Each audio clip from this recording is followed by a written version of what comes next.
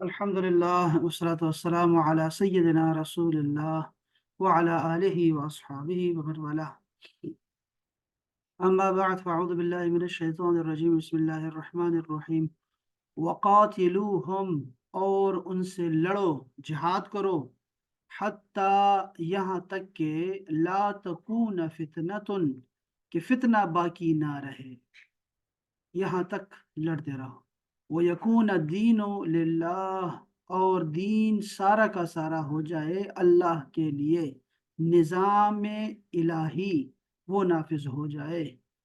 फ़इन इंतहौ, अगर वो बाज आ जाएं, मुखालिफीन, मुआनिदीन, मुशरिकीन, फला उद्वान इल्ला अला ज़ालिमीन, तो फिर कोई ज्यादती नहीं होगी सिवाय जालिमों के साथ उनके अलावा किसी पर भी ज्यादती ना करो। इसका मतलब यह है कि अरब के काफिरों के मुतल्लिक फरमाया गया कि उनसे तब तक लड़ो कि उनका फितना यानी शिर्क ख़त्म हो जाए और उनका दीन भी दीन इस्लाम हो जाए और सरजमीन अरब पर सिर्फ एक अल्लाह की इबादत हो। लिहाजा अगर वो कुफ्र व बातिल परस्ती से बाज आ जाए तो फिर उन पर कोई सख्ती न की जाए। ये जिहाद का ऐलान था और जिहाद की इजाज़त के मुतल्लिक ये आयत करीमा थी जो हमने उस दिन पढ़ी थी। अगली आयत में फरमाया अश्शहरुल हरामु बिश्शहरिल हरामी, हुर्मत के महीने हुर्मत वालों महीनों का क़िसास है, का बदला है। वल हुरुमात क़िसास, और हुर्मत सब जो है उसका क़िसास है। माह हराम के बदले माह हराम और अदब के बदले अदब है। हाँ जी, यानी मुकद्दसात जितनी भी हैं उसके बदले मुकद्दस ही है। फमन अतदा अलैकुम, बस अगर कोई ज्यादती करे तुम पर, फ़अतदू अलैहि बिमिस्लि मा अतदा अलैकुम, ये एक ही जुमला है कि अगर कोई ज्यादती करे तुम्हारे साथ तो फिर उतनी ही ज्यादती करना उनके साथ जितनी उतने उसने ज्यादती की है तुम्हारे साथ। ये इस्लाम का हुस्न है। वत्तकुल्लाह, और अल्लाह से डरो ज्यादती यानी बदला लेने में। ये किसास की बात हो रही है ना, तो किसास में एक चीज़ जो बड़ी अहम है वो है बराबर का किसास। तो इसलिए लोग माफ़ कर देते हैं या फिर कम से कम लेने की कोशिश करते हैं ताकि अल्लाह का जो हुक्म है जिससे मना फरमाया है वो पूरा हो जाए। तो जितनी ज्यादती की हो उतनी ही ज्यादती करनी चाहिए, इससे ज्यादा नहीं। अल्लाह से डरो। वअलमू अन्नल्लाह मअल मुत्तकीन, ये जान रखो कि अल्लाह ताला मुत्तकीन के साथ है। ये आयत भी याद रखें। इन एक तो हमें ये क्या आयत याद है ना, इन्नल्लाह मअस साबिरीन, कि अल्लाह सब्र करने वालों के साथ है। एक हमें ये आयत भी याद रखनी चाहिए, अन्नल्लाह मअल मुत्तकीन। वहाँ चूंकि जुमला शुरू हो रहा है इसलिए वो इन्ना से शुरू होता है, इन्नल्लाह मअस साबिरीन से। यहाँ जुमला दरमियान में है ना, इसलिए अन्ना आ गया, और वरना इन्ना और अन्ना का एक ही मतलब है और वो है बेशक, यकीनन। इसका मतलब क्या लिखा है इन्होंने? इन्होंने लिखा है कि मुसलमानों को चूंकि हुर्मत वाले महीनों में लड़ना निहायत शाक गुजरा था कि यार हम क्यों हुर्मात के महीने में लड़ रहे हैं, क्यों मुकद्दस महीनों में, 4 महीने मुकद्दस हैं अभी तक, अभी शहर मुकद्दस में हैं हम, अभी जो ये चल रहा है, ये जो जिलक़ाद का महीना है ये भी मुकद्दस है, उसके बाद जिलहज का भी, उसके बाद मुहर्रम का भी, और एक फिर आएगा बाद में आएगा वो होगा रजब का महीना। ये 4 महीने मुकद्दस महीने हैं और ये सारे हुर्मात हैं।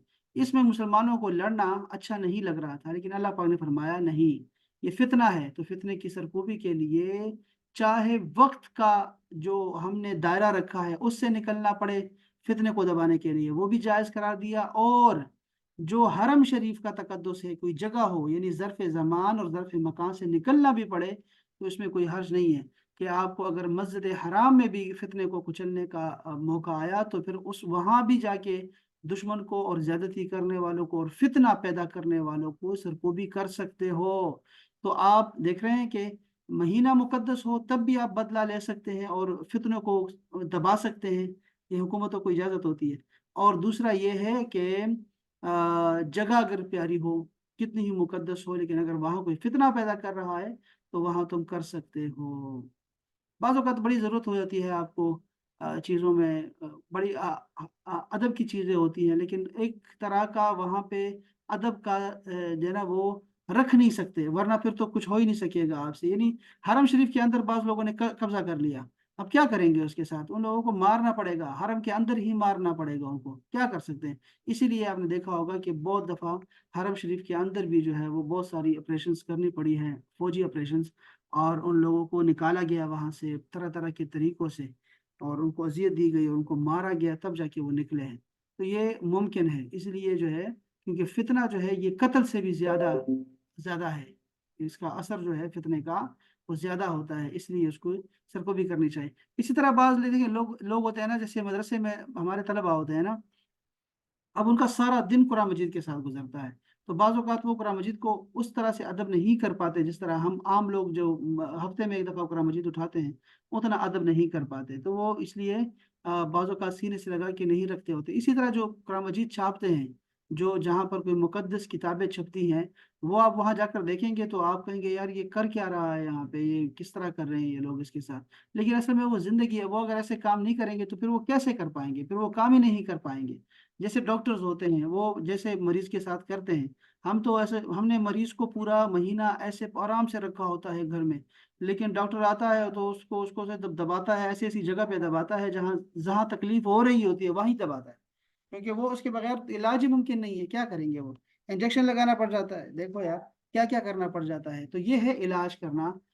فتنوں کا علاج کرنے کے لیے پھر آپ کو وقت کے اس سے دائرے سے نکلنا پڑتا ہے، اور آپ کو حرمات کے سے بھی نکلنا پڑتا ہے آپ کو.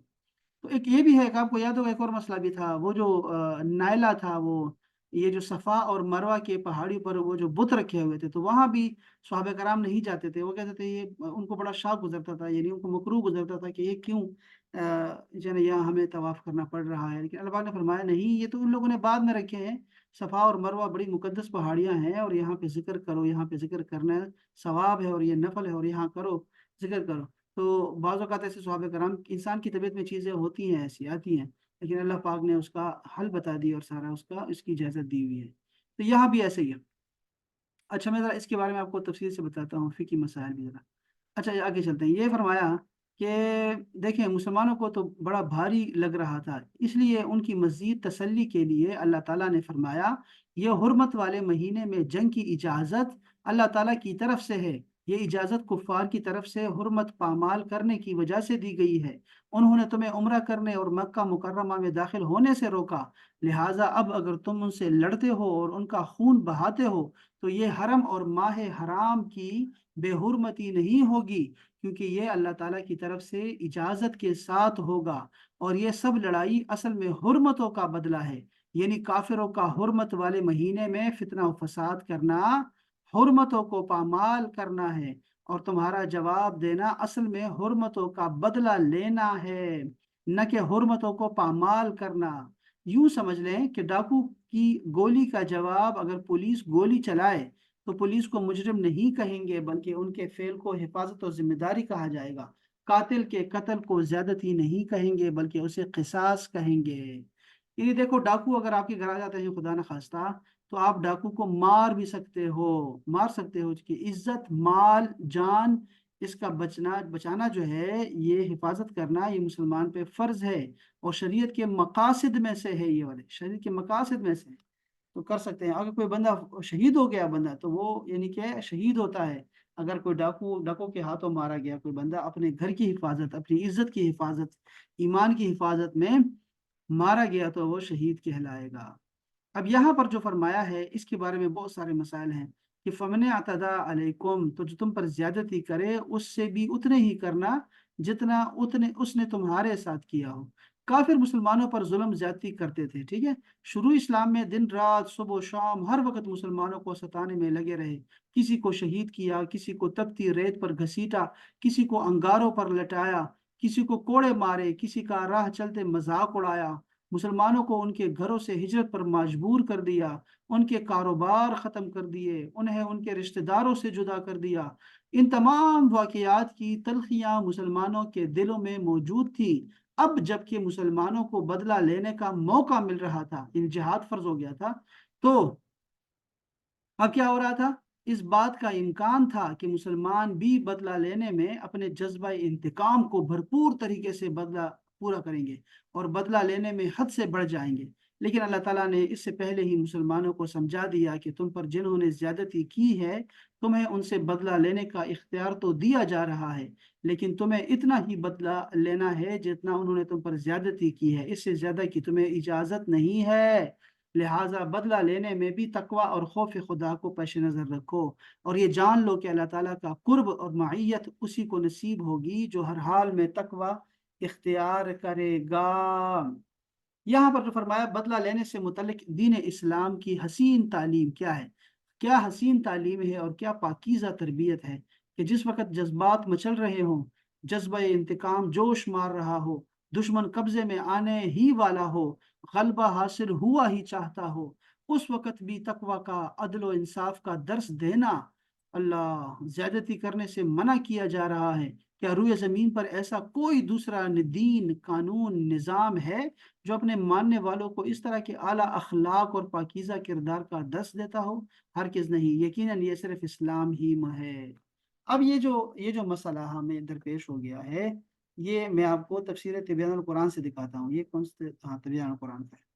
دیکھیں، حضرت عبداللہ بن عباس فرماتے ہیں کہ حد سے تجاوز نہ کرو، اس کا مطلب یہ ہے کہ عورتوں، بچوں اور بوڑھوں کو قتل نہ کرو، اور نہ اس کو قتل کرو جو ہتھیار ڈال دے۔ اگر تم نے ان کو قتل کیا تو تم حد سے تجاوز کرنے والے ہوگے۔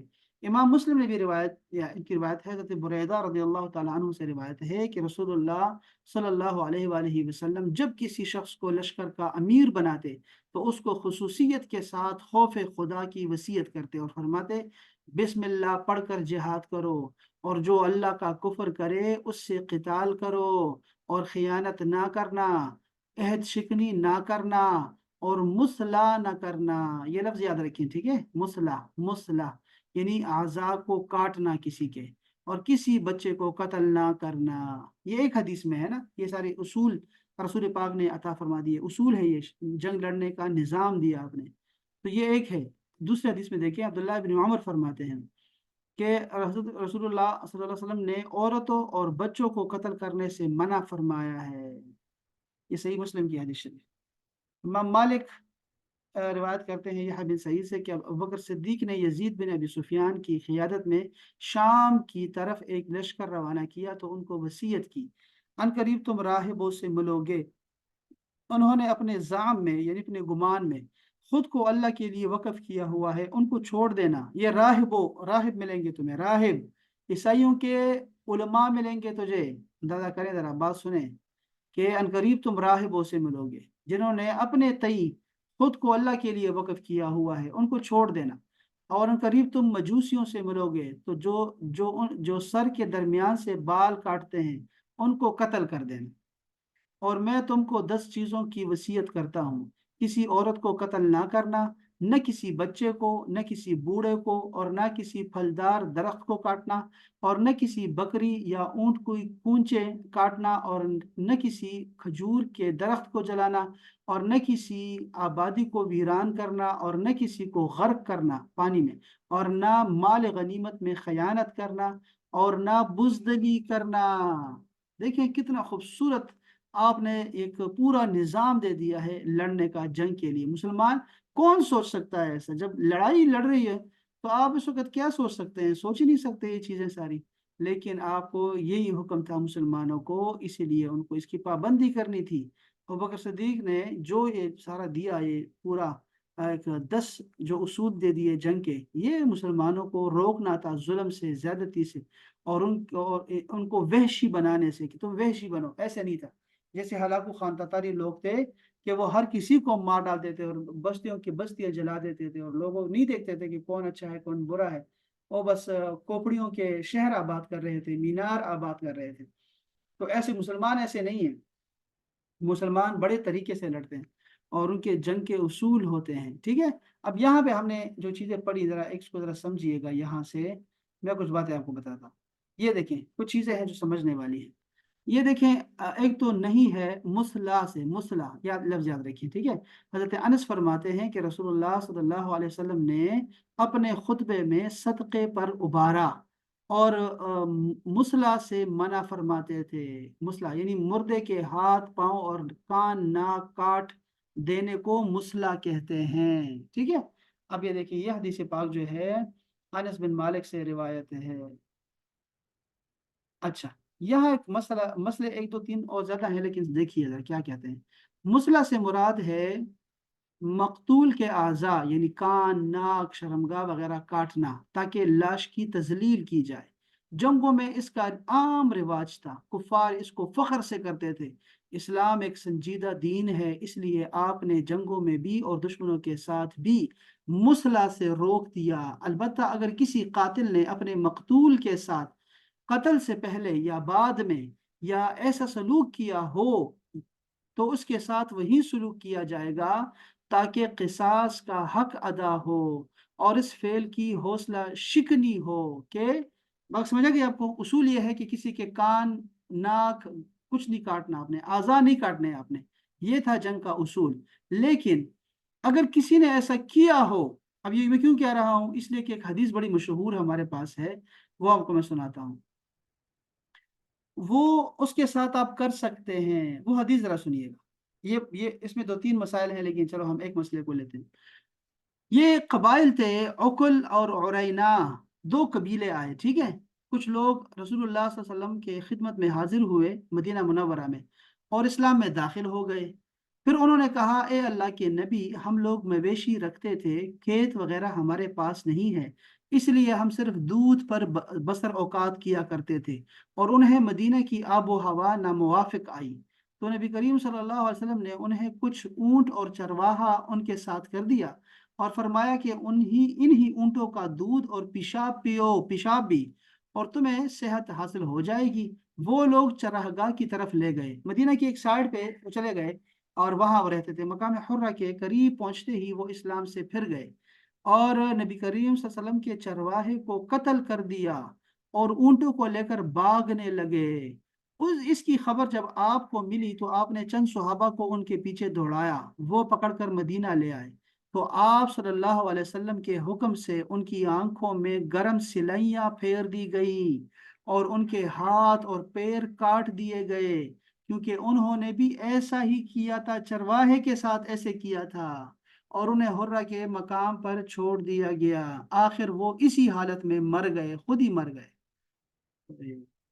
قتادہ بیان کیا، انہیں ہمیں یہ روایت پہنچی کہ آپ صلی اللہ علیہ وسلم نے اس کے بعد صحابہ کو صدقہ کا حکم دیا اور مسلح مقتول کے لاش بگاڑنے سے، یہ ایذا دینے سے، قتل کرنا، اس سے منع فرما دیا، ٹھیک ہے۔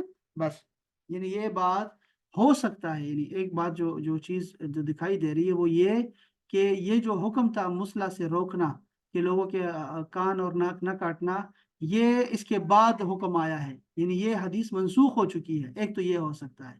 دوسرا اس کی جو وجہ ہو سکتی ہے وہ یہ کہ جس نے کوئی بھی تمہارے ساتھ ایسا کرے تو اس کے ساتھ کر سکتے ہو، کان کے بدلے کان، ناک کے بدلے ناک، اور آنکھ کے بدلے آنکھ، قصاص لے سکتے ہیں، جتنا اس نے کیا ہو اتنا کر سکتے ہیں۔ اس میں یہ پیشاب کا بھی آیا، مسئلہ آیا پیشاب کا، تو کیا حرام سے ہم لوگ حرام سے کیا کر سکتے ہیں، کیا علاج کر سکتے ہیں حرام دوائی سے؟ کبھی کر سکتے ہیں اور کبھی نہیں کر سکتے۔ اب یہ اس میں بھی بہت بڑا مسائل ہے، اگر میں دیکھوں حرام سے علاج، یہ بہت زیادہ مسئلہ ہے، بہت زیادہ ہے، اس میں تھوڑا نہیں ہے۔ یہ میں دیکھتا ہوں، اہل سنت جماعت کا فتویٰ دیکھتا ہوں۔ ویسے ہم سارے ہی استعمال کرتے ہیں، یہ سارے کف سیرپ میں بھی سارے شراب ڈالتے ہیں، اور بھی بہت سارے ہمارے ساتھ تو علاجوں میں تو بہت سارا چل رہا ہے۔ یہ آپ کو میں بتاتا ہوں ذرا، اب ایک اور مسئلہ دیکھتے ہیں، ٹھیک ہے۔ یہ آپ نے دیکھا کہ وہ کہتے ہیں، اب ذرا سنیے گا دوبارہ۔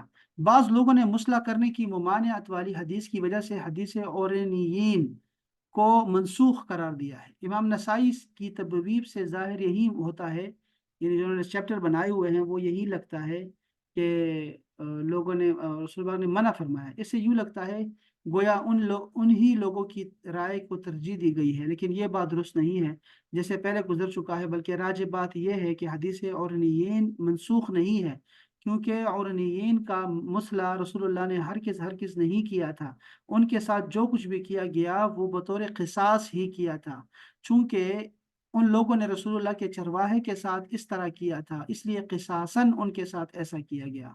اور یہ ساری بس روایات موجود ہیں۔ اب ذرا اس سے آگے بھی چلتا ہوں، میں ذرا آپ کو ایک اور مسئلہ بتاتا ہوں۔ دیکھیں، لاشوں کا مسخ کرنا اور ان کا مسئلہ کرنا جائز نہیں ہے، لاشوں کا، ٹھیک ہے، چاہے وہ کسی کی بھی ہو۔ اسلامی شریعت تمام احوال میں بہترین اعمال اور عمدہ اخلاق پیش کرتے ہیں، ٹھیک ہے۔ یہ جو فتویٰ ہے یہ مصر کا دارالافتاء سے فتویٰ ہے، تاکہ دین اسلام کی جوہر اور حقیقت کا اظہار ہو، اس کا احترام انسانیت عیاں ہو، جو کہ اللہ تعالیٰ کے اس حکم میں مذکور ہے۔ اور ہم نے آدم کی اولاد کو عزت دی، تکریم انسانی کی وجہ سے نا، انسان کی جو تکریم اللہ پاک نے دی ہے، عزت دی ہے انسان کو، اس کی وجہ سے آپ مسئلہ نہیں کر سکتے۔ اور خشکی اور دریا میں ایسے سوار کیا، یعنی کہ خشکی اور دریا دونوں کو مسخر کر دیا انسانوں کے لیے، اور ہم نے انہیں ستھری چیزوں سے رزق دیا، یعنی کہ ان کو پاکیزہ مال دے دیا جو ان کو مفید ہے ان کی صحت کے لیے بھی، اور اپنی بہت سی مخلوقات پر انہیں فضیلت عطا کی، یعنی اشرف المخلوقات بنایا اس کو۔ آپ صلی اللہ علیہ وسلم نے لاشوں کو مسخ کرنے سے منع فرمایا۔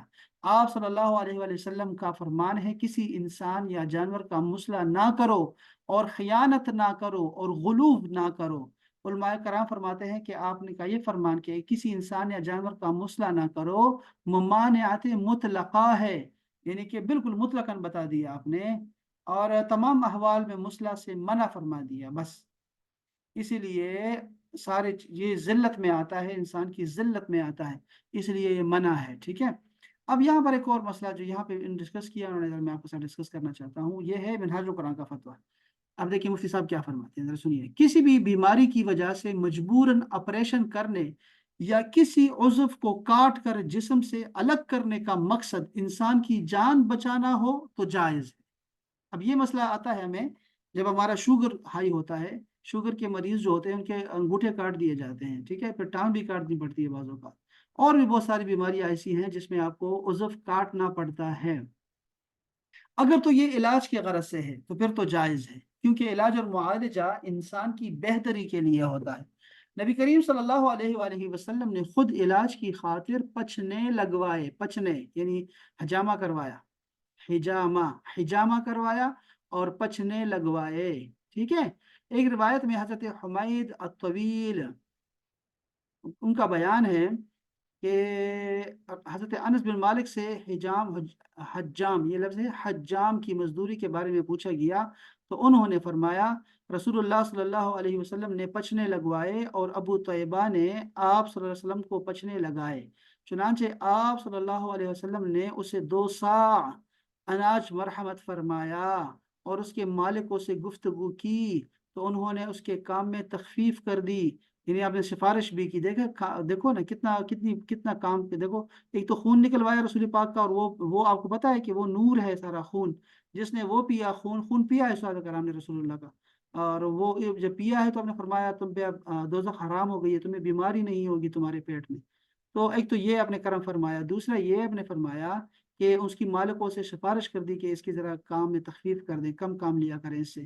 نیز فرمایا کہ جن چیزوں کے ساتھ تمہیں علاج کرتے ہو ان میں بہترین پچنے لگوانا اور قسط بحری کا استعمال ہے۔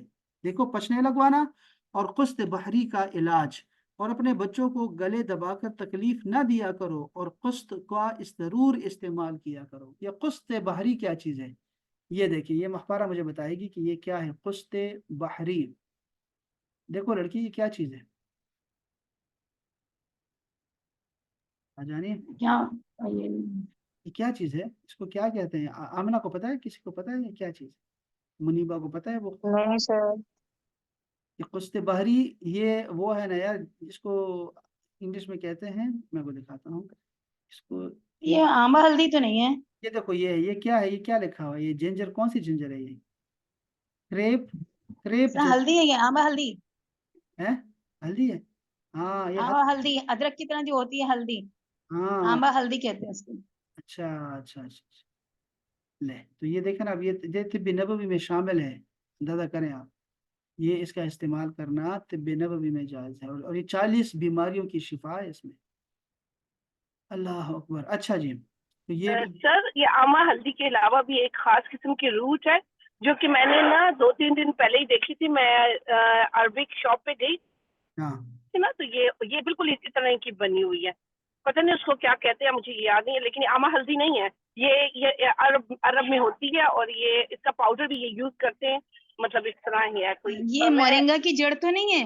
नहीं, मोरिंगा नहीं है, मोरिंगा नहीं है, उसको पता नहीं अच्छा। क्या कह रहे नहीं थे, अब मरेंगे मुझे नहीं, दिमाग से बिल्कुल यहाँ तो निकल लिखा गया। हुआ है ना, क्रेप लिखा हुआ है ना, क्रेप क्रेप जिंजर लिखा हुआ है, तो अब क्रेप जिंजर क्या होते हैं? वो ड्राई जिंजर कह रहे होंगे, लेकिन ये वो ड्राई जिंजर के नाम से है, लेकिन ये है एक ऐसी लकड़ी की तरह, जैसे वो मलेठी होती है ना सर, मलेठी का हाँ पता है, ये मुलठी, अच्छा ही है, ठीक है, मुलठी है वो उनका। से करके बनी हुई थी। क्योंकि मैं हाँ, गई ये थी ना, हम भी वो बच्चों ये को मलेठी तो नहीं है, लेकिन मलेठी नहीं है, लेकिन मैं उसका नाम पिक्चर खींच के आपको सेंड करूंगी हाँ सर, ठीक है, बिल्कुल यही सही है, चीज है सही, ठीक है, इंशाल्लाह। इंशाल्लाह। अच्छा, तो ये देखें, हजामा करना और ये कुश्त बहरी का इस्तेमाल करना, ये सुन्नत नबवी है। इसलिए मुस्नद डॉक्टर का अगर मरीज के वरसा की इजाज़त से बेहतर इलाज और मुआलजा और मरीज की जान बचाने की खातिर और मरीज को मजीद यानी मर्ज को मजीद बढ़ने से रोकने के लिए किसी मरीज की उंगलियां, हाथ पांव या कोई भी उज़व काट दें तो उस पर शरअन कोई हर्ज नहीं है, ये खियानत नहीं है, बल्कि इंसान की जान बचाने की कोशिश है।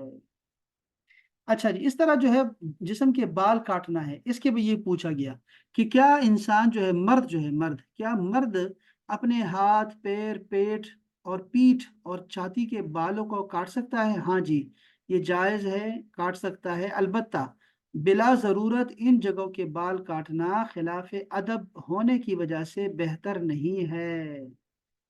तो बाल तो काट सकते हैं, लेकिन अब ये देखो ना, आजकल तो लोग ये करवाते हैं, उसको पता नहीं क्या फेशियल तो नहीं बोलते, पता नहीं क्या बोलते हैं उसको, तो वो जो करते हैं, जो बाल काटते हैं यार, वो कितनी तकलीफ से काटते हैं वो लोग, अब वो तो फैशन बन गया है।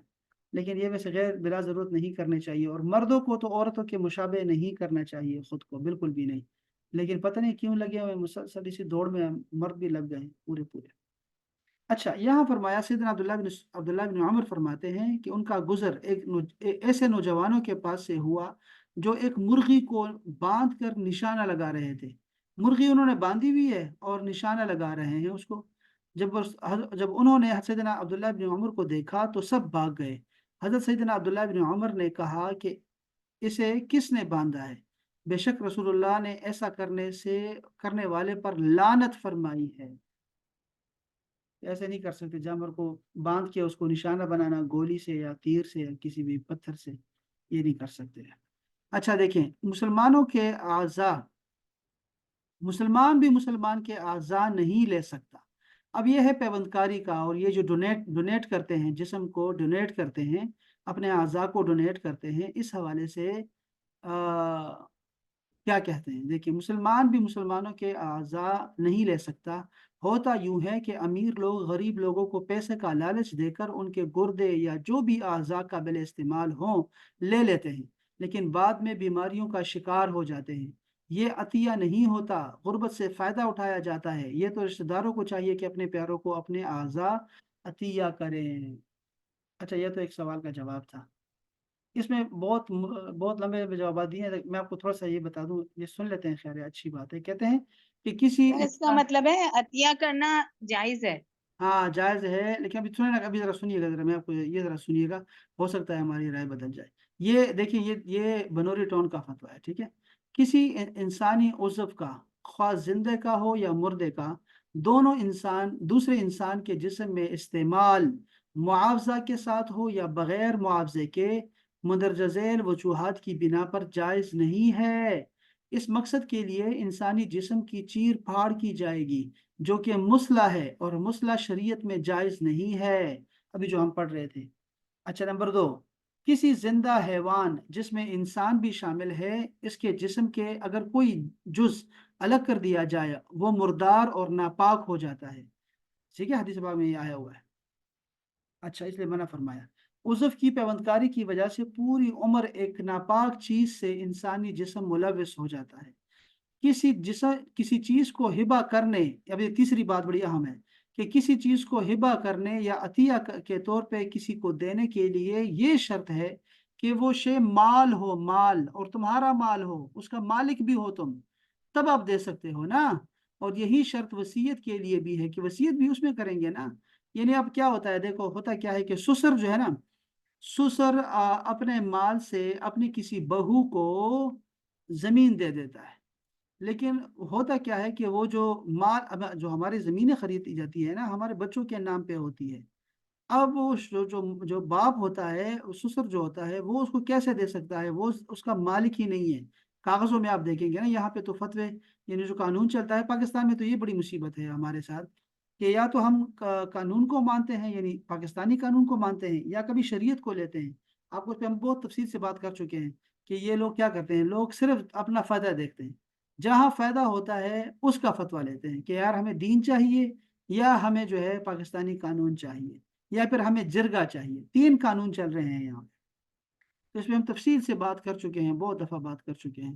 تو دیکھیں اب بات صرف جتنی بات سن لیں کہ آپ اپنا مال ہی کسی کو گفٹ کر سکتے ہیں، کسی دوسرے کا مال گفٹ نہیں کر سکتے۔ یہ بات سب سے اہم ہے اور بہت اہم ہے۔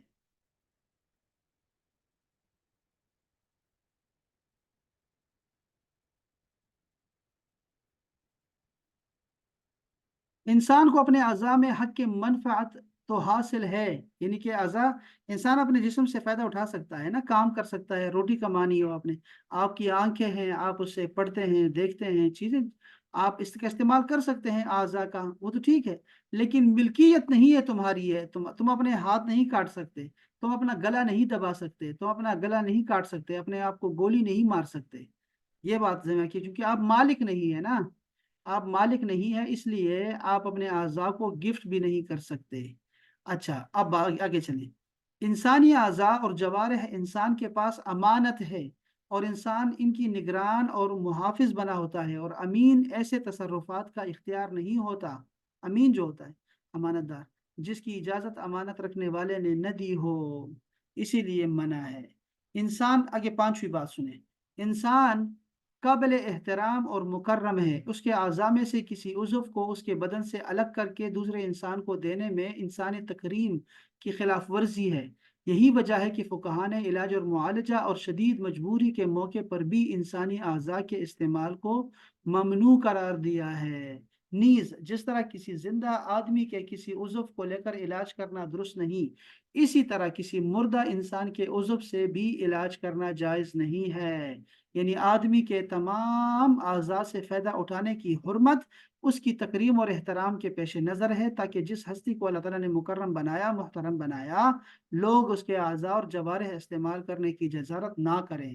6ٹھی بات اس بارے میں، اگر انسانی اعضاء کی پیوندکاری کو جائز قرار دے دیا جائے تو یہ پوری انسانیت کے لیے ایک بڑا خطرہ اور تباہی کا ذریعہ بنے گا، کیونکہ موجودہ زمانے کے حالات اور ماحول اور معاشرے میں پھیلی ہوئی بددیانتی کو دیکھتے ہوئے کوئی بعید نہیں کہ لوگ اعضاء کی منتقلی کے جواز کے فتوے کا بے جا استعمال کرتے ہوئے اسے باقاعدہ ایک کاروبار بنا دیں گے، یہ بات بہت اہم ہے، اور ان ہی اعضاء کو اپنا ذریعہ معاش بنا لیں گے، لوگ اپنے بچوں کے بیچ دیں گے۔ بازار میں دیگر اشیاء کی طرح انسانی اعضاء کی بھی اعلانیہ ورنہ خفیہ خرید و فروخت شروع ہو جائے گی، جو بلا شبہ انسانی شرافت کے خلاف اور ناجائز ہے، اور یہ ہو رہا ہے آج کل۔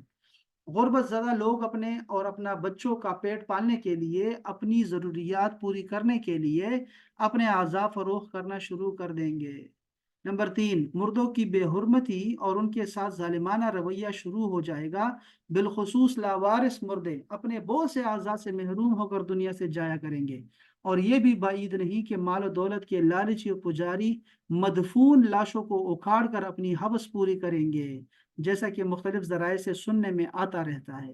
خدا نہ خواستہ یہ معاملہ بڑھتا ہے رہا تو صرف اپنی موت مرنے والوں کی تک یہ سلسلہ محدود نہیں رہے گا، بلکہ اس کام کے لیے بہت سے معصوم جانوں کا قتل، بازار گرم ہو جائے گا، اور اس مقصد کے لیے اغوا کا شروع ہو جائے گا، اور ممکن ہے پورے انسانی معاشرے کی تباہی آ جائے۔ اب ایک فتویٰ سنیے گا، یہ مولانا شفیع اکاڑوی صاحب کا، کہ انسان کے اعضاء اور اجزاء انسان کی اپنی ملکیت نہیں ہے جن میں وہ مالکانہ تصرفات کر سکے۔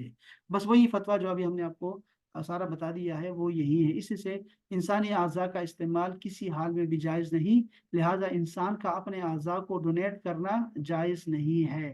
یہ فتویٰ ان کا فتویٰ ہے، اور یہ بڑے تفصیل کے ساتھ انہوں نے بیان کیا ہے، یہاں بھی ایسے ہی چل رہا ہے، اور انہوں نے بھی بڑے بڑے تفصیل کے ساتھ سمجھایا ہوا ہے۔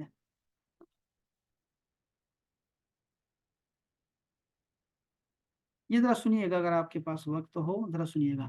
کہتے ہیں اگر اضطرار یعنی مجبوری کی حالت ہو کہ جس میں جان کا خطرہ ہوتا ہے، مگر بیماری اور تکلیف کی شدت ایسی ہو کہ جو مریض کو بے چین کر دے، تو اس صورت میں حرام اور نجس دوا کو استعمال کرنا جائز ہے یا نہیں؟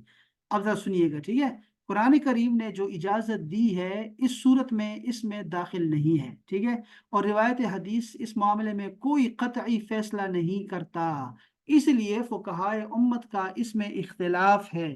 بعض حضرات کے نزدیک جائز ہے، لیکن جمہور فقہا اس کی اجازت دیتے ہیں، بشرطے کہ کسی معتمد ڈاکٹر کی رائے میں اس کے علاوہ کوئی اور علاج نہ ہو، اور اس حرام چیز سے بیماری اور تکلیف دور ہو جانے کا پورا یقین ہو، کیونکہ آپ علیہ السلام نے اورینا کے لوگوں کی بیماری کی وجہ سے اونٹ کا دودھ اور پیشاب استعمال کرنے کی اجازت دی، حالانکہ پیشاب نجس چیز ہے۔ اسی طرح ایک صحابی کی جنگ میں ناک کٹ گئی تو انہوں نے چاندی کی مصنوعی ناک بنوا کر دی، مگر اس میں بدبو پیدا ہو رہی تھی، اس لیے رسول اللہ نے انہیں سونے کی ناک بنوا کر لگانے کا حکم دیا، کیونکہ سونا سڑتا نہیں ہے۔ حالانکہ مردوں کے لیے سونے کا استعمال تو رسول اللہ نے خود منع حرام فرمایا، اور چاندی کا استعمال بھی انگوٹھے کے علاوہ مردوں کے لیے درست نہیں، اور ان دونوں واقعات میں اضطرار کی حالت پر کوئی دلیل موجود نہیں ہے، بلکہ ان کا ظاہر غیر اضطرار کی طرف اشارہ کر رہا ہے۔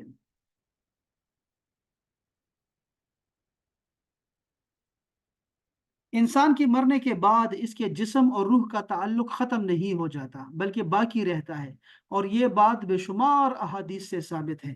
یہی وجہ ہے کہ انسانی حرمت میں زندہ اور مردہ دونوں برابر ہیں۔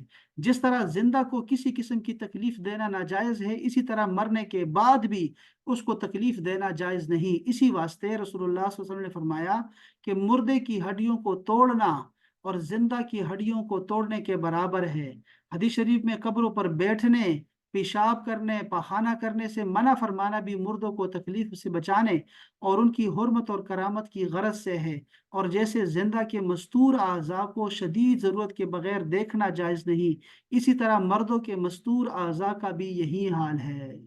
آپ نے دیکھا نا، یہ چیزیں حلال جانوروں کے جملہ اعضاء جبکہ وہ مذبوحہ ہوں پاک ہیں، خنزیر کے جملہ اعضاء بہر صورت ناپاک ہیں، یہ بات بھی ذہن ہے۔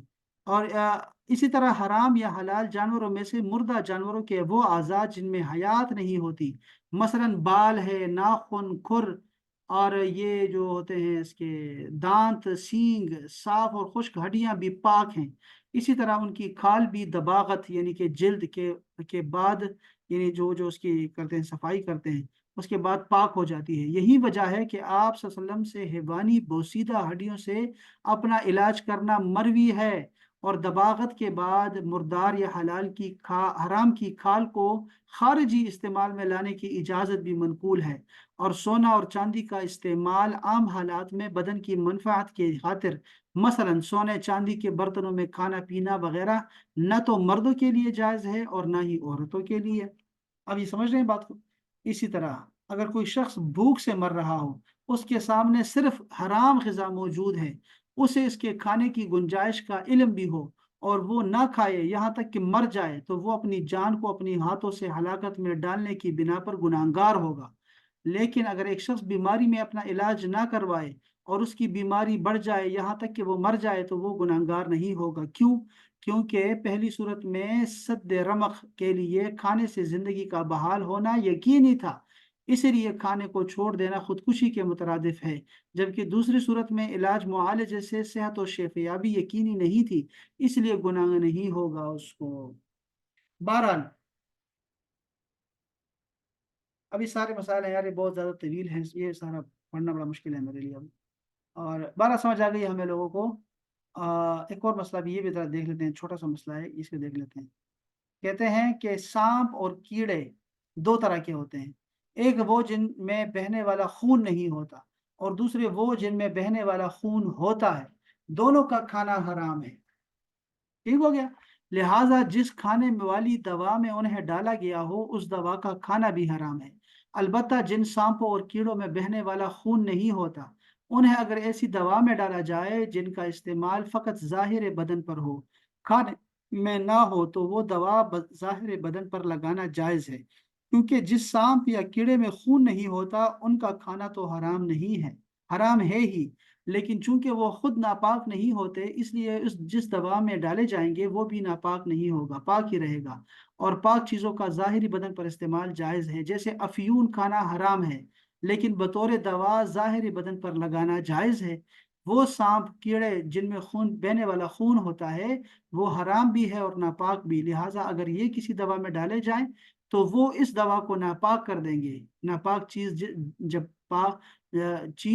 پاک چیز سے ملتی ہے تو پاک کو بھی ناپاک کر دیتی ہے، اور ناپاک چیز کا ظاہری بدن پر استعمال جائز نہیں ہے، اس سے بدن بھی ناپاک ہو جائے گا۔ تو بس یہ بات ہمیں سمجھ آ رہی ہے کہ ہمیں حرام چیزوں سے نہیں کرنا علاج، اگر بہت ضرورت ہو تو پھر کر سکتے ہیں۔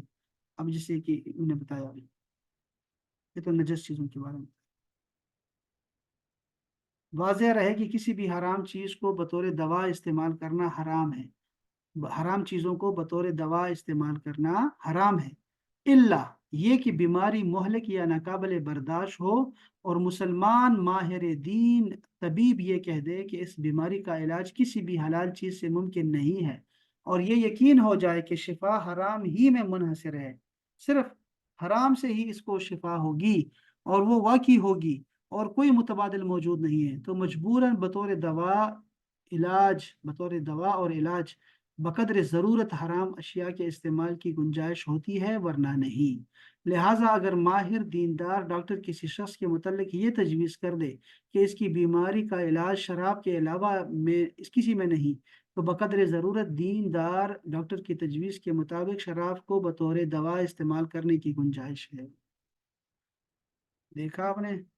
اور مفتی کبھی کیا کہتا رہتا ہے اور یہ جو ہومیوپیتھک والی میڈیسنز ہوتی ہیں ان میں الکوہل کی ایک پرسنٹیج ہوتی ہے نا، تو پھر وہ جائز ہوں گی یا نہیں ہوں گی؟ ایلوپیتھک کی کہہ رہے ہیں، ہومیوپیتھک کی کہہ رہے ہیں؟ ہومیوپیتھک نہیں، ایلوپیتھک میں ہوتی، میں ہومیوپیتھک تو مجھے نہیں پتا، ہومیوپیتھک والے استعمال کرتے ہیں، یہ سب میں کر سکتے ہیں نا، یہ تو کہہ رہے ہیں آپ کو کہ علاج کے لیے کر سکتے ہیں، استعمال کر جی۔ سکتے ہیں، لیکن اب دیکھو نا اگر تو آپ کے پاس کوئی اور علاج ہو تو پھر ضروری نہیں ہے، پھر نہیں پینا چاہیے، یہ تو آپ چسکی کے لیے پھر کر رہے ہیں۔ میں نے دیکھا ہے دبئی میں ایسے کہ سینہ خراب ہو جاتا ہے نا، جب وہ کھانسی لگتی ہے تو وہ شراب کا گھونٹ لے لیتے ہیں، ایسے نہیں کرنا چاہیے، آپ کے پاس دوائیاں موجود ہیں، آپ دوا سے علاج کیا کریں، چاہے وہ ہومیوپیتھک نہیں ہو سر، یا جس طرح جیسے میں اپنا آپ کو بتاؤں نا تو میں ایلوپیتھک بہت کم لیتی ہوں، کیونکہ ہومیوپیتھک میں مجھے ہمیشہ بہت جلدی آرام آ جاتا ہے، تو ہاں میں لیتی ہی ہومیوپیتھک ہوں۔ اب وہ جو ہومیوپیتھک ہے اس کے باٹل کے اوپر لکھا ہوا ہوتا ہے کہ جی اس میں اتنی پرسنٹیج آف الکوہل شامل ہے، ہاں لیکن وہ تو میڈیسن کے طور پہ، تو میں اس لیے پوچھوں کہ پھر مجھے ہاں لینی چاہیے یا نہیں لینی نہیں لینی چاہیے آپ کو، چونکہ وہ تو خیر ڈاکٹر کی چاہیے؟ تجویز کردہ ہوتی ہے، اور وہ مسلمان ہی ہوتے ہیں نا، کوئی سکھ تو نہیں ہوتے نا، تو اب جی ویسے جی بھی سر۔ ہے کہ لے سکتے ہیں، اور یہ ہمارے یہاں تقریباً ایلوپیتھک میں تقریباً ہر دوائی میں، کھانسی کی کوئی بھی دوائی اس کے بغیر میرے خیال میں نہیں بنتی، اس کے بغیر تو یہ چاہے کوئی بھی ہو بیماری، کوئی بھی دوا ہو، کوئی حکیم ہی کہہ دے آپ کو، تو حکیم بھی ایسے بعض اوقات ایسی چیزیں کہہ دیتا ہے آپ کو استعمال کرنے کی، آپ جسم پر تو مل سکتے ہیں، جیسے بتایا ابھی کہ حرام چیز ہی کیوں نہ ہو، لیکن اس کو کیا کرتے ہیں، اس میں خون نہیں ہے تو آپ اس کو جسم پہ لگا سکتے ہیں، جیسے بہت سارے تلا ہوتے ہیں، بہت سارے تیل ہوتے ہیں، اور مالش کرتے ہیں، اس سے ٹکور دی جاتی ہے جسم کو، تو وہ استعمال کر سکتے ہیں اگر وہ ناپاک نہیں ہے تو، اور دوسرا یہ ہے کہ حرام چیز کا بھی استعمال بقدر ضرورت، اب دیکھیں نا 5% ہے، اگر 100% میں سے 5% ہے تو یہ بقدر ضرورت ہی ہے نا، تو وہ ڈالا گیا ہے، اس سے یہ چیز ٹھیک ہو جاتی ہے، وہ اثر کرتی ہے، تو وہ پھر جائز لازم بات ہے، اس کے علاوہ تو اور کوئی حل نہیں ہے، یہی جائز ہے۔ جی سر۔ دیکھو میں کھانسی کی دوا میں شراب، اس کے بغیر ہوتا ہی نہیں ہے،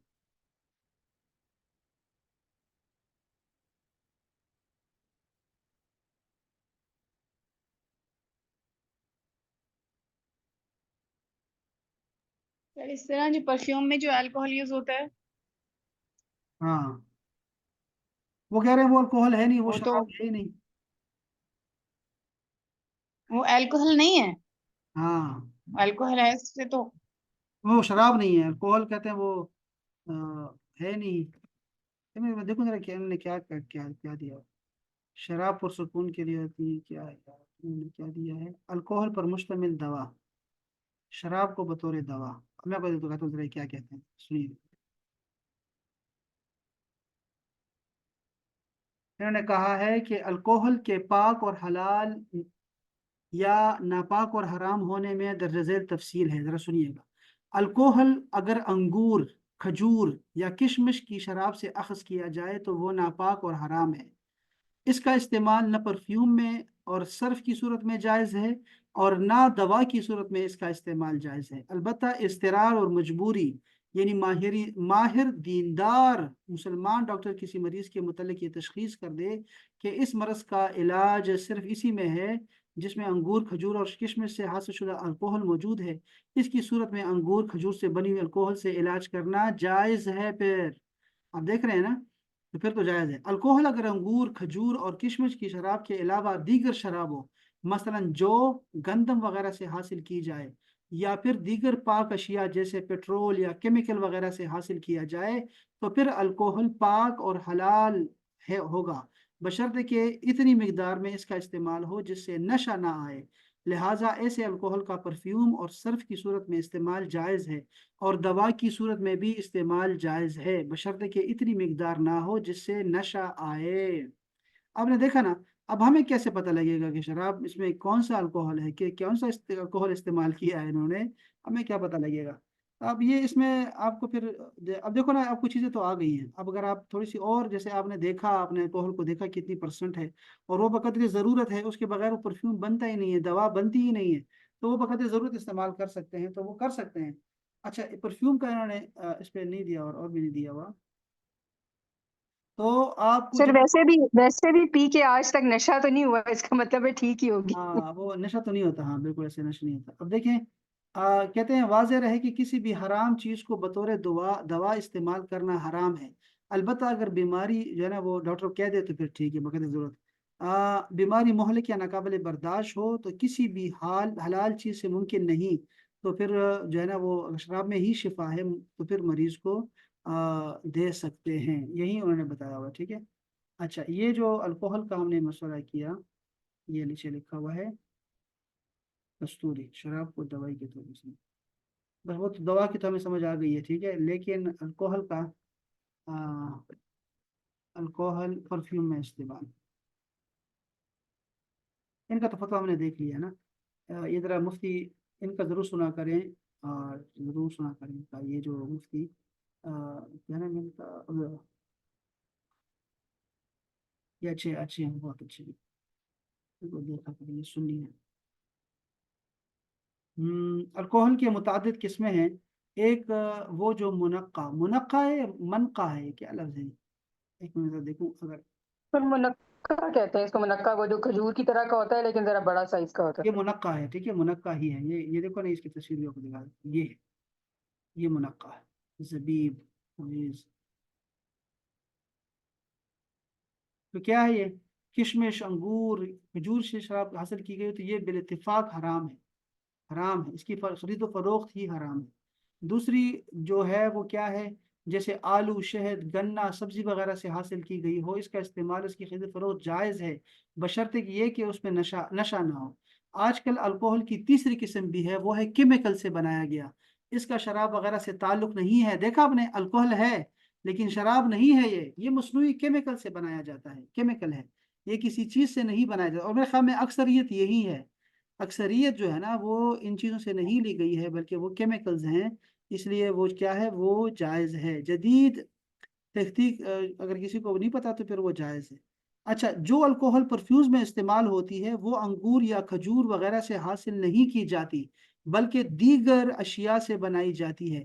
یہ نجس نہیں ہے بلکہ پاک ہے، لہٰذا ان پرفیوم کا استعمال بھی جائز ہے اور نماز بھی ہو جاتی ہے۔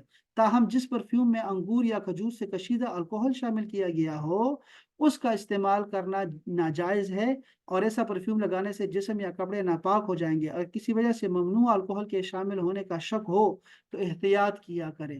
اب دیکھیں مجھے کوئی کسی پرفیوم کا نام بتائیں ذرا مجھے جس میں الکوہل ہوتی ہو، اس میں ذرا دیکھیں کہ کیا ہوتا ہے، ذرا تھوڑا سا مجھے بتائیں، کوئی کسی کا نام بتائیں۔ Jimmy Choo. شنیل جیمی کیوں کیسے؟ Chanel, Jimmy Choo. Yeah. شینل کیا ہے؟ شینل؟ Yeah, Chanel دیکھ لیں سر. شینل یا کیا گریڈ دیکھ لیں. گریڈ دیکھ سر، گریڈ دیکھیں. گریڈ میں ہے؟ کیا ہے؟ GREED great? No, no, نہیں، CR. CR کریڈ ہے، اس میں ہے، اس میں بھی ہے CR جی، یہ بھی میں استعمال کرتا ہوں، CREED۔ کریٹ،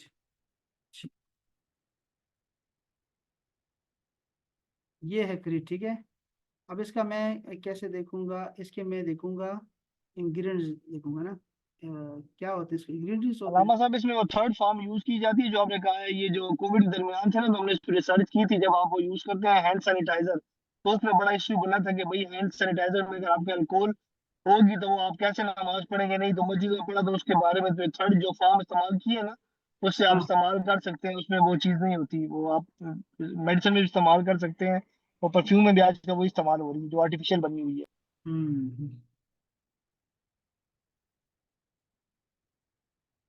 صحیح، وہی نا آرٹیفیشل طرح سے یہ سارا پھر جائز ہوتا ہے نا۔ اس کا میں یہ سارے یہ لوگ یہ سارے ہیں نا، تو یہ سارے وہ میں نے نہیں خیال کہ جو ہے نا ہمیں یہ دیتے ہیں۔ ذرا اس کے دیکھتے ہیں فتویٰ کیا کہتے ہیں، مفتی صاحب کیا کہتے ہیں۔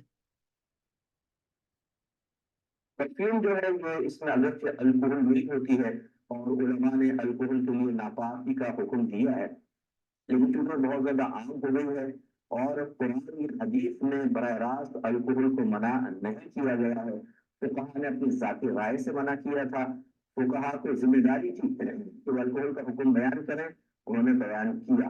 دوسرا ان کو پھر خود شریعت کا یہ حکم ہوتا ہے کہ اگر آپ کی رائے کے خلاف دنیا میں کوئی چیز بہت زیادہ عام ہو جائے تو اپنی رائے واپس لے کر اس کو جائز قرار دے دے، کیونکہ اس طرح ہزار لوگوں کو اپنی ذاتی رائے سے گناہگار کرنا لازم ہوتا ہے۔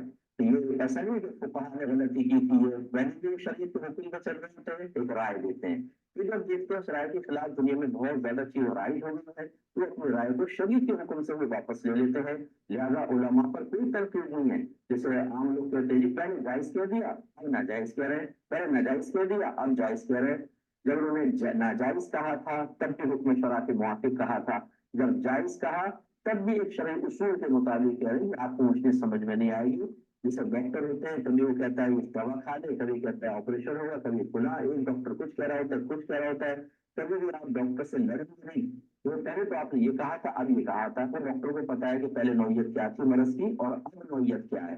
اس لیے علماء جو فقہا یا مفتیان کرام اگر کوئی واقعی مستند مفتیان کرام میں کوئی فیصلہ کرتے ہیں تو آنکھیں بند کر کے اس پہ عمل کریں۔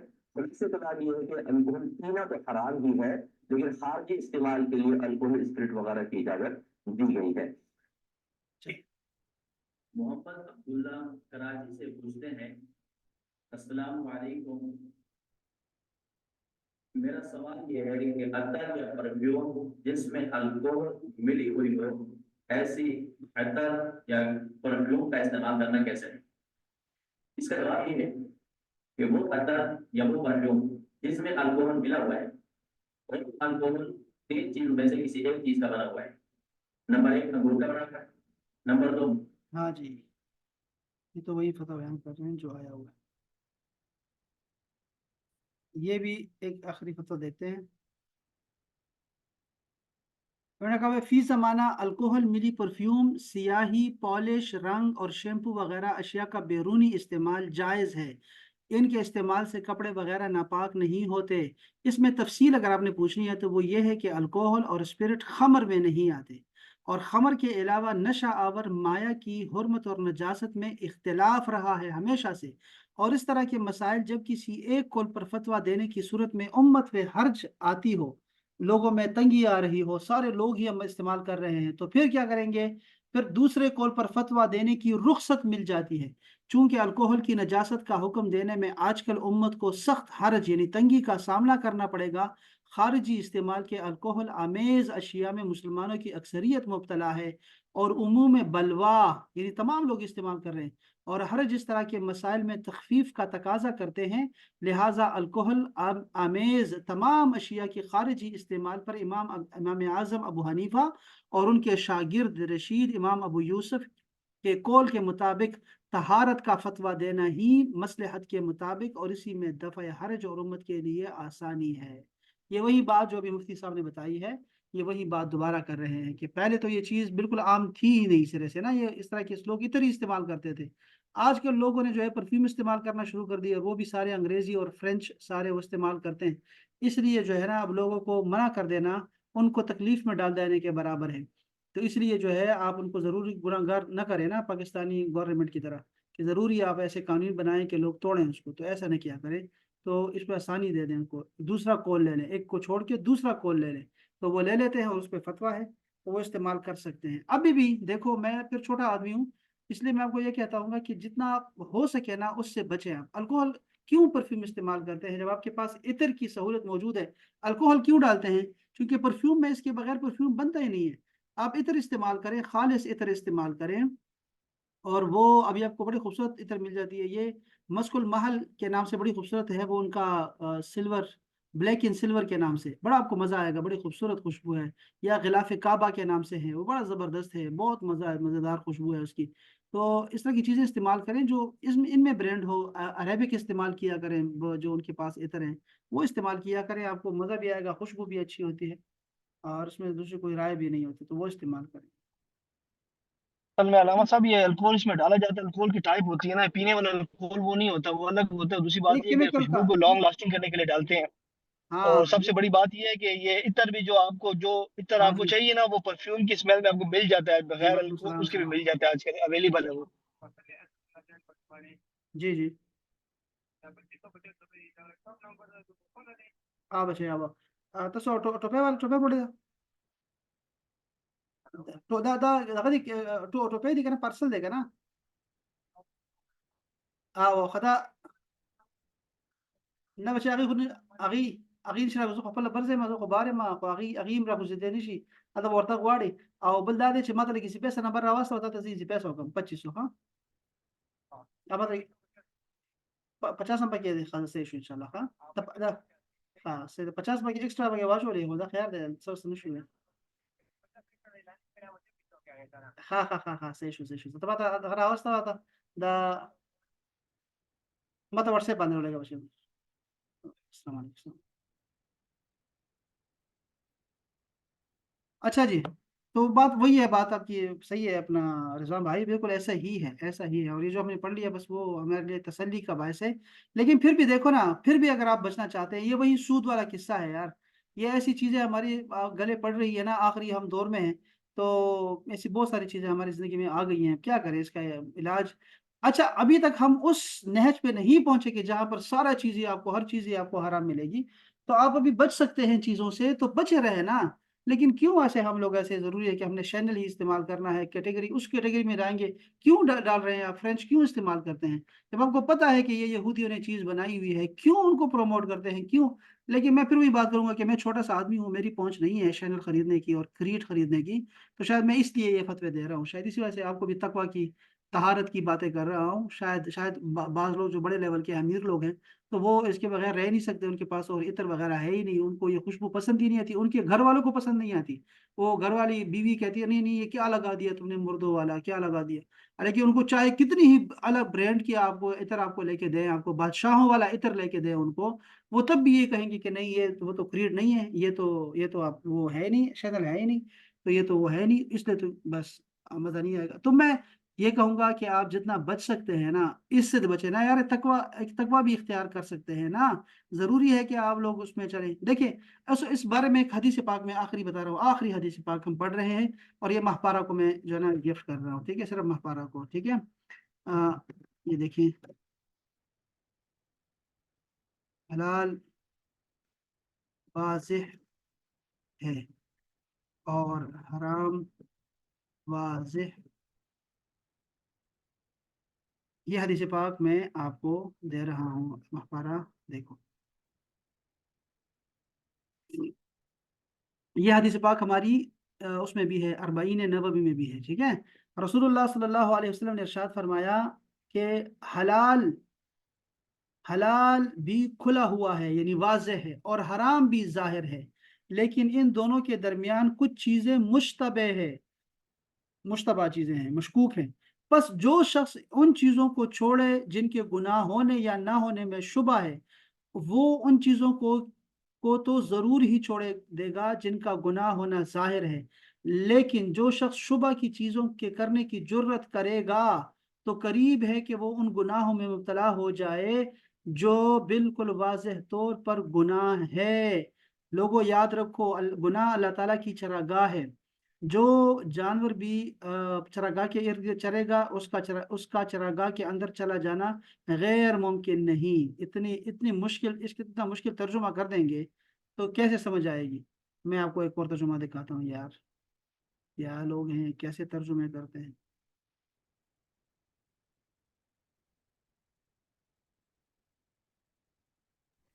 السلام علیکم سر. یہ اربع النووی میں ایسے ہی لکھا ہوا ہے عربی میں، جو انہوں نے ترجمہ کیا نا چراگاہ والا، وہ ہاں. بالکل یہی ہے، نہیں یہ ہے نہیں، ہی اب اس کا سنو نا، ترجمہ. لڑکی یہ ٹھیک نہیں ہے. سنو ذرا، میں آپ کو دکھاتا ہوں. اوکے چلیں ٹھیک ہے. اچھا ترجمہ آپ کو دیکھیں. حلال کھلا ہوا ہے نہیں، حلال کھلا ہوا نہیں ہے، حلال واضح ہے. حلال کھلا ہوا کہاں ہے یار؟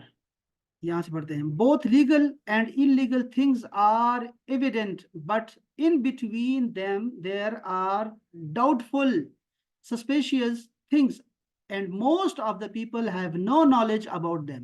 ٹھیک ہو گیا نا؟ یہ سسپیشیس چیزیں ہیں نا ہماری، جو ابھی جو ہمیں چیزیں آ رہی ہیں ہمارے سامنے، ڈاؤٹفل چیزیں ہیں نا. سو whoever saves himself from these suspicious things saves his religion and his honor. یہ یاد رہے گا نا؟ کیا کہاں گئی لڑکی ہے محپارہ؟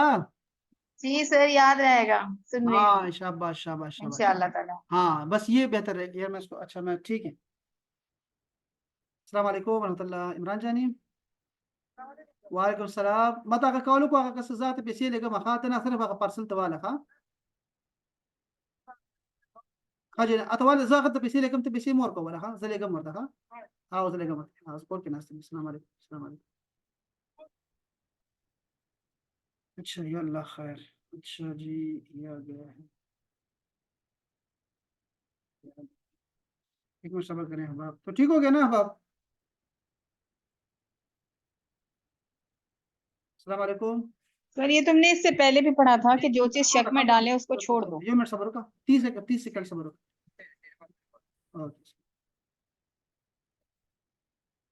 ایک جی محپارہ جانی. سر میں کہہ رہی ہوں ہم نے یہ چیز پہلے بھی پڑھی تھی کہ جو چیز شک میں ڈالے اس چیز کو چھوڑ دو.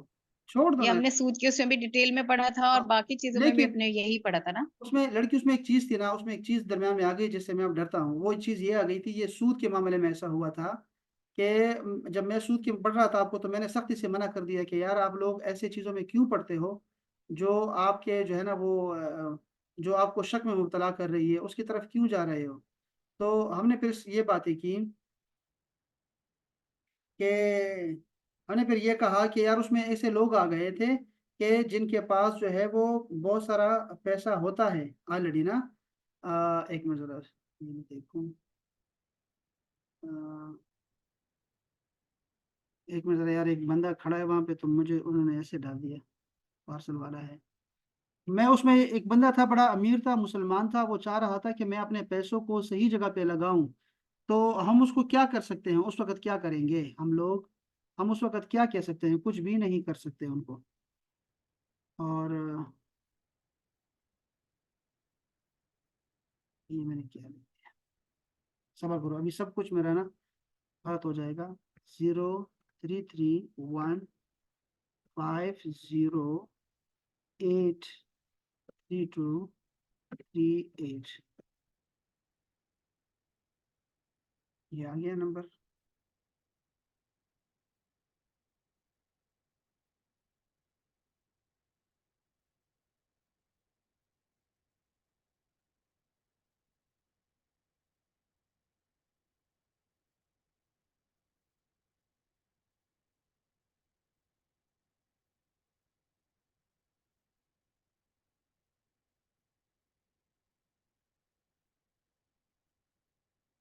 चलें, हमने ये कहा था कि वो अमीर आदमी क्या करे, मुसलमान आदमी बेचारा क्या करे, जो है जिसके पास पैसा है और वो सूद से बचना भी चाहता है, तो वो क्या कर सकता है? कुछ भी नहीं कर सकता ना।